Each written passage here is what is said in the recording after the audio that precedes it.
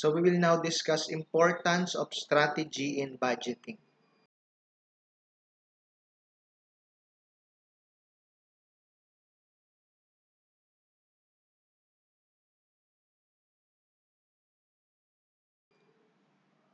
So the first step in budgeting or in developing a firm's product strategy, the firm analyzes external factors and internal conditions.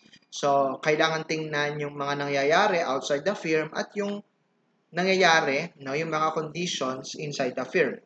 Yung external factors will determine opportunities, limitations, and threats. Meanwhile, the internal factors will determine strength, weaknesses, and competitive advantage. So after studying the external and internal factors, opportunities which were determined in step 2 will be matched to the strengths and competitive advantage determined in step 3. After nun, long-term objectives and strategic goals will be finalized.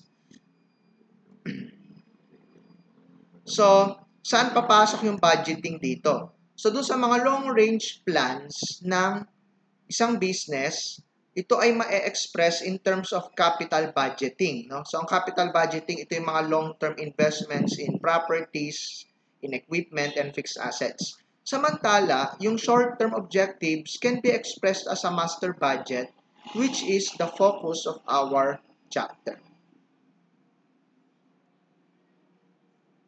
So this ends this second part, or the second part of my discussion.